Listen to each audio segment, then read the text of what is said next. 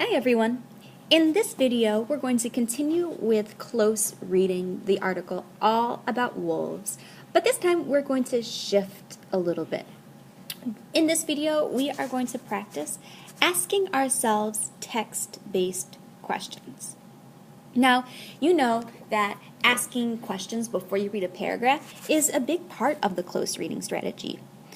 It happens right before you annotate, and it happens right before you analyze. Now, as we've been going, I have been providing a list of questions that you could ask yourselves. And these are perfectly great questions to get yourself started to really think deeply about a text. But if you notice at the bottom, you could also be asking your own question to really help drive your own understanding of the text. And as you get more sophisticated, more efficient at being a close reader, most of the questions that you ask yourself are actually going to be your own questions, the ones that you are going to develop, and the ones that, let's say you are in a Socratic seminar, you could ask the group, and it'd be a really interesting and meaty question, a question that would sizzle versus a question that would fizzle out and have a one-word answer. So I'm going to go ahead and get started reading paragraph 12, and I'm going to start just generically, just vaguely, with a question from the list, okay? I just finished finding the key details, and I'm thinking that there's going to be a new main or central idea in this section. So I'm going to go ahead and just ask myself what information or ideas are presented. This is my favorite question to ask myself when I get started reading a new section. You might have another favorite question you would like to ask yourself. So I'm going to ask myself what information or ideas are presented. Paragraph 12, line 50. Pack members are usually, but not always, friendly and cooperative. Wolves from other packs are usually, but not always, enemies. Managing all of these relationships in a way that minimizes the risk of injury and death to oneself requires sophisticated communication. Accurately interpreting and judging these communications requires intelligence. Communication and intelligence are needed to know who my friends and enemies are, where they are, and what may be their intentions. These may be the reasons that most social animals, including humans, are intelligent and communicative. So the information and ideas that are presented in this paragraph are not really related to the previous paragraphs where they were talking about what it means to be an alpha wolf. So I think that there is a new main idea in this paragraph. This paragraph mostly talked about how wolves have a lot of different relationships that are really complicated, and that they have to really communicate in order to manage all of those different wolves. So that means I have a new main idea. So I'm going to get out my yellow marker, and I'm going to go ahead and highlight. I'm going to go ahead and highlight managing all these relationships requires sophisticated communication. Sophisticated communication was already a key word and phrase, so I'm just going to underline underneath it with yellow so I know it's also a main idea. So I now know that's going to start a new section, and so I'm going to ask myself a question that's related to this key idea. I'm not going to ask myself a generic question. I'm going to make up my own question to help figure out my own interest in this text. So let's see. So this is talking about communication. And so that's really interesting. So I think I have seen my dogs communicate with each other, and sometimes I wonder what it is that they're saying to each other, or what are the things that they're trying to tell me whenever they're barking. So I'm going to go ahead and just ask myself a question. I'm going to ask myself, well, if wolves communicate and they use a sophisticated system of communication, well, what kind of things would a wolf talk about? So I'm going to ask myself that question. What kinds of things would a wolf talk about? I asked my own question. Now I'm going to read. Paragraph 13. Like humans, wolves communicate with voices. Pack mates often separate temporarily. When they want to rejoin, they often howl. They say, "Hey, where are you guys? I'm over here." Wolf packs also howl to tell other packs, "Hey, we are over here. Stay away from us or else." So, what kinds of things would a wolf talk about? Well, I guess they mostly tell each other where they are, and they do it with different voices, and they kind of howl at each other to say about, hey, this is where I am, or hey, go away, this is my territory. So I'm going to take out my pink marker, that's not a new idea, and I'm going to say, highlight, they communicate with different voices, they howl, and they communicate by saying, I'm over here, or stay away. So the kinds of things that a wolf would talk about are they use different voices, one of those being a howl, and they say, I'm here, or stay away from us. So now I'm done analyzing paragraph 13. I need to ask myself another question to help me understand paragraph 14. So in this paragraph, they really talked about the different voices and the kinds of things that voices say. Well, they only really talked about howling.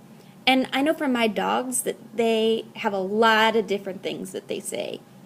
My one dog kind of sings a little bit. So I'm wondering if it's the same with wolves. And so I'm going to ask myself, how do the different voices sound? Now, I am asking myself all these questions on a sticky note, but you could be asking yourself these questions and writing them down on the left side of your margin. If you don't have room, you can go ahead and just grab a sticky and write yourself that question and stick it on it, okay? All right, so how do the different voices sound? There is so much more to wolf communication. Scientists recognize at least 10 different categories of sound, e.g., howls, growls, barks, etc. Each is believed to communicate a different context-dependent message.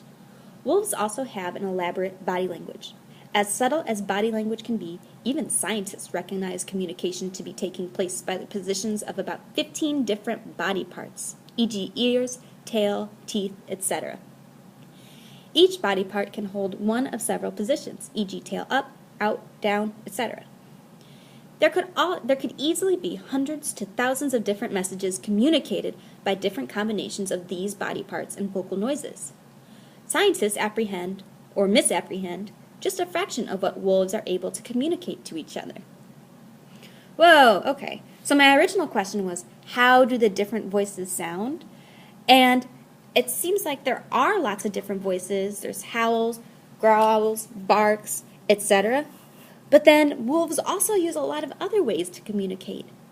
They have body language that's really subtle. They can communicate message by just moving around 15 different body parts, which is crazy. And they have tons and tons of different messages by combining the sounds and then the different body parts. So they said there's easily hundreds to thousands of different messages.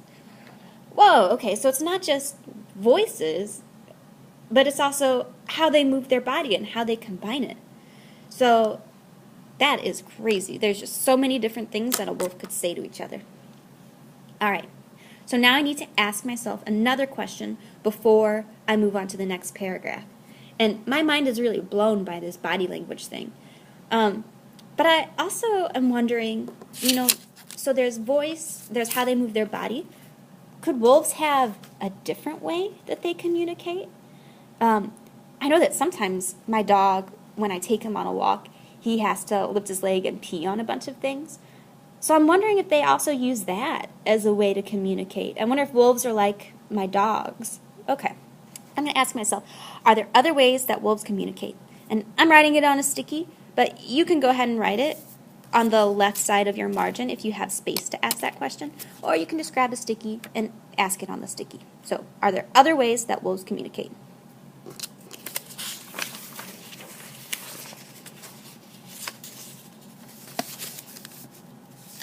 Oh man, okay, so paragraph 15 is bitty. Wolves also communicate with scent. The most distinctive use of scent entails territorial scent marking. Okay, so that was a really silly paragraph. It was only 2 sentences long, but it did answer my question. They communicate with scent, and they scent mark, which I guess is what my dog is doing whenever I take him on a walk. Okay.